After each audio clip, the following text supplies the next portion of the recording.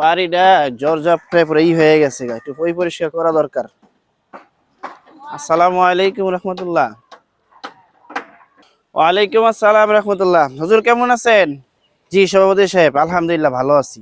সভাপতি সাহেব, বলতে চাচ্ছিলাম সবকিছুর দাম দর একটু বেশি, যদি কিছু টাকা বাড়াইয়া দিতেন, না হলে তো চলাফেরা খুব কষ্ট হচ্ছে।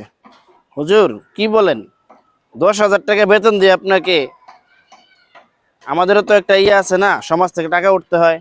আর এত টাকা লাগে নাকি? হুজুরদের টাকার তেমনি বরকত আছে, একটু কষ্ট বেশি হলে চলবেন। সাইদুল ইসলাম, আমাকে হাফ লিটার তেল দাও তো একটা। ও হুজুর, তেল লাগবো? আচ্ছা দিচ্ছি, দাঁড়ান। এই যে লন, এটা দাম কত? এই যে নাও টাকা। আরে হুজুর, তেল তো 97 টাকা, আপনি 50 টাকা দিলেন কেন? রাখো, এটাই রাখো। হুজুরদের টাকার বরকত বেশি, এমনি বরকত হয়ে যাইব। আরে হুজুর, এটা কি করলো? 97 টাকার তেলের 50 টাকা দিয়ে গেল। এখন তো সভাপতি সাহেবের কাছে যাইতে হইব, হুজুরের নামে বিচার দিতে হইব। দেওয়ালটা তো ভাঙ্গা গেছে, ঠিকঠাক করানো উচিত। জঙ্গল মঙ্গল ভরে গেছে গা। আসসালামু আলাইকুম। ওয়ালাইকুম আসসালাম। কি খবর সাইদুল ইসলাম? সভাপতি সাহেব, আমাদের মসজিদের ইমাম সাহেব হুজুর, উনি তো খুব ভালো মানুষ, কিন্তু উনি আজকে হঠাৎ করে আমার সঙ্গে এটা কি আচরণ করলেন? উনি আমার থেকে হাফ লিটার তেল চাইলো, আমি দিলাম। উনি আমাকে 97 টাকার তেল 50 টাকা দিয়ে চলে আসতেছে। আমি ডাক দিলাম, বললাম যে হুজুর আপনি এই টাকা 50 টাকা দিয়েছেন কেন? তো হুজুর আমাকে বলল, আরে রাখো রাখো, ইমাম সাহেবদের বরকত বেশি, এই কথা বলে চলে আসলো। এটা একটু আপনার দেখতে হবে সভাপতি সাহেব। কি বললো এগুলা? হুজুর তো এরকম করার কথা না। চলো তো দেখি, হুজুরের কাছে যাই। ঠিক আছে সভাপতি সাহেব, চলেন।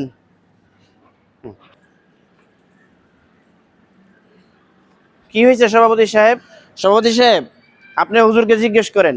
উনি আমার থেকে 97 টাকার তেল নিয়ে 50 টাকা দিয়ে আসছে, কেন এটা করলো জিজ্ঞেস করেন। হুজুর, আপনি এটা কি করছেন? সাইদুল ইসলামের কাছ থেকে নাকি আপনি তেল নিয়ে আসছেন, 97 টাকার তেল 50 টাকা দিয়ে আসছেন। ও আইসা আমার কাছে বিচার দিতেছে কেন? আপনি না বললেন ইমাম সাহেবদের টাকার বরকত বেশি? তা আমি তো আপনার কথাটাই সাইদুল ভাইকে বলছি যে আমাদের টাকার বরকত বেশি, আপনি 50 টাকায় রাখেন, এইটাই আপনার তেলের দাম হয়ে যাবে। সভাপতি সাহেব, হুজুর যে কথাগুলো বললো, এটা তো হুজুরের দোষ না, তা আপনাদের দোষ। আপনারা ওনাকে 10,000 টাকা বেতন দিচ্ছেন, আবার উনি কিছু টাকা বাড়ায় চাইছে, বাড়ায় দিবেন, বা না পারলে তাকে অন্যভাবে বুঝে বলবেন কিভাবে করা যায়। তা না দিয়ে আপনি তাকে বিভিন্নভাবে আরো ইয়ামূলক কথাবার্তা বলছেন।